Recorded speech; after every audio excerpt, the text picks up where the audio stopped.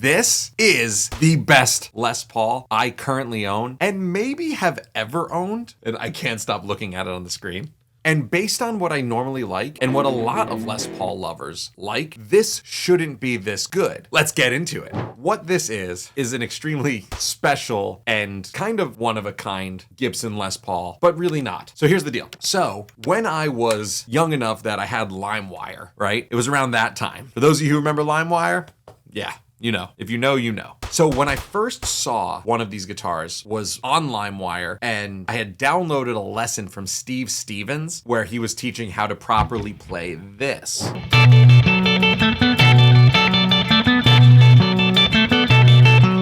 That is the proper way to play that song. That's the way he starts the song. And he was playing a Sparkle Burst Les Paul. And it was this same type of sparkle, the like cherry burst kind of gold to red. Now looking back, his was on a custom platform. And this is a standard. However, it is from the Gibson Custom Shop. Now this is a 1996 Les Paul standard. And ever since I saw that video of Steve Stevens playing one, I was in the back of my mind obsessed with it, but I never thought it was attainable, right? Because like you see a rock star when you're young playing a guitar, you just sometimes when it's this ridiculous, you just assume that it was a custom thing made for them. At least that's what I assume. Years go by and I end up playing in a 70s, 80s tribute with a guy that has one. And I was so excited about it. However, it had headstock repair and it wasn't a very good headstock repair. And on top of that, I believe he had the electronics switched out, but very cheaply. Even with all of that factored in, I still really enjoyed holding that guitar. And it was truly special. It was just something that like just appealed to me. And I don't really know why. Because like for those of you who have been on the channel for a while, I seem to either really like things that are super bland or just completely over the top. I have no chill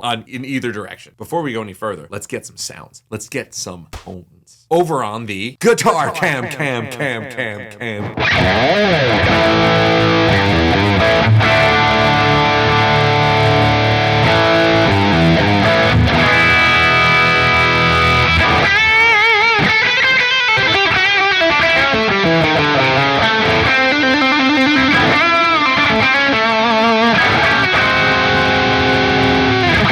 Just that right there, you should start to understand why I just don't get where this thing came from. I know that people are going to hound me in the comments that I'm playing through like, you know, a Neural DSP plugin, but this guitar is so dynamic that it transcends that. Like, it's not like a lot of very submissive guitars that do kind of whatever the plugin tells it to do. This guitar shines through brightly. It is a phenomenal guitar. So now years go by, right? And I think it was cold out still, I think. You know, so maybe 8 months ago or so, I'm looking just to see if these things exist since I knew about this one guy's guitar. And I found out that these were made in 1996 and they are standards. And not only that, but I found out that there's a brother to this, which if any of you know about it, if any of you can find me one that's in decent condition, please let me know. The brother to this guitar looks like this. And it's the same thing, but it comes stock with P90s and a full Bigsby from the factory, like a big old gold Bigsby. And it just looks so cool. And it'd be sweet to have the two of them. So I was on Reverb when I was researching this and I found one of these for like, I think it was listed for $4,800, which is ridiculous. There's no way I would pay that. And it was not in good condition. And this finish can look really bad if it's not in good condition. Like I have a bunch of checking in it, which you really can't see. But it looks really good when you do see it. Anyway, not the point. So anyway, I noticed that the Reverb listing for this guitar didn't say item sold. It said no longer listed. So I did it. I messaged the guy on Reverb and I say to him, I noticed that this was not listed as sold. Do you still have it? Turns out this gentleman in England, the website will be linked below. It was David J. Pym. I think PYM is his last name. He actually carved his initials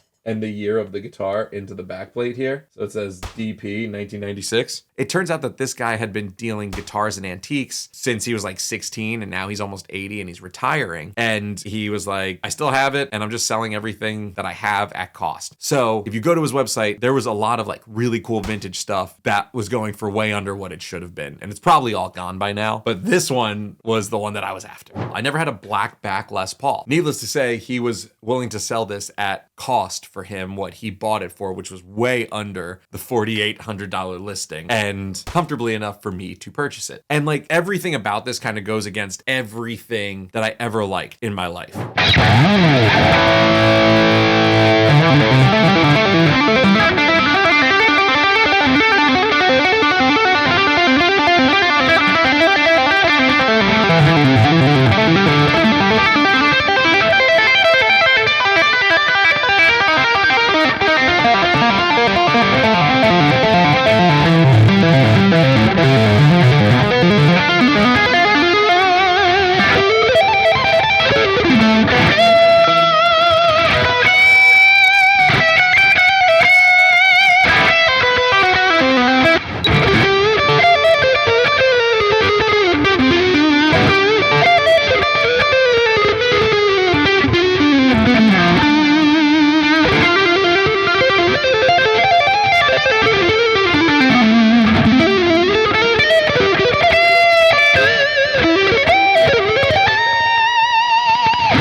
It just makes me want to play it so badly. Oh, and by the way, if you want to learn any of the licks that I do during this whole video, check the description box below. Also, there will be a bunch of gear links from our friends at Sweetwater. I was planning on kind of just like buying it and maybe flipping it because the price was good enough. But when I met the guitar, it was a different ball game. So there's a bunch of things about this guitar that in theory, I would not like. If you had written this guitar down on paper and told me that this is what it is, I would have not liked it. Okay, this is what you're gonna get. I would have been like, oh, I don't like any of that. It climbed its way up to number one like crazy. Like, and don't get me wrong, I've said before that like my Slash Les Paul is my best Les Paul, and that is like my best, like traditionally best Les Paul. I made a clear point to say in that video that's the best Les Paul currently in production. So I've never owned a dark back Les Paul. I always thought that it was silly. Why? Because have you ever seen a Les Paul with a brown back? Have you ever seen a gold top with the brown on the back? Or have you ever seen a lemon burst with the red back? It all looks so good that I couldn't imagine not having the wood grain on the back of a Les Paul. And it's so dirty because I play it every single weekend. I've played it every single gig this summer run right now. So that should tell you something. Every wedding, every venue, every bar, whatever we've played, every club, this guitar has come with me and has been on stage with me. So I never thought that a dark back was cool. And then with this one specifically, like I can't imagine any other color. And it just made me appreciate a dark back,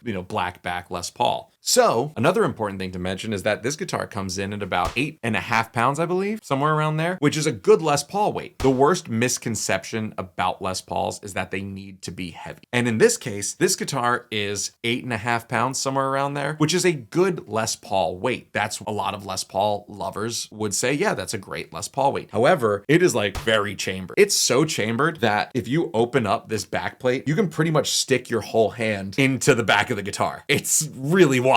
And again, that's something I never ever liked for. I never thought in a million years that I would go for something like that. But the cool thing is it feels light, but not flimsy. That's my big thing, is that I've had Les Pauls before where they were light and they felt flimsy. Like I felt like I was going to break them, but this does not feel flimsy. It feels like a real sturdy Les Paul. And everything else about this is like very standard Les Paul. The thing that I didn't like also, which was really silly, is that it didn't come with locking tuners, but of course it didn't come with locking tuners because it's a Les Paul. So of course I threw on, I don't even care that there's the holes showing. I threw on a set of Goto locking tuners because they're absolutely phenomenal. And besides that, it just wants to be played. Granted, this is where the amp sim kind of fails. Even with no distortion on, it just sounds like this.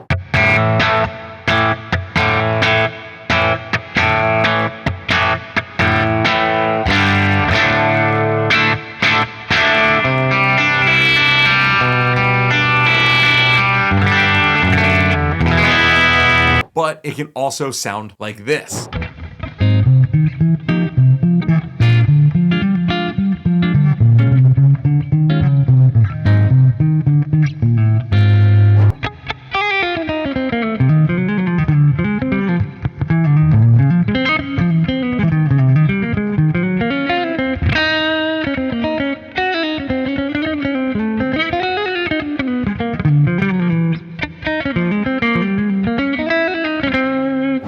It can even do like really funky cleans if I needed to. Like I'll play stuff like this all the time.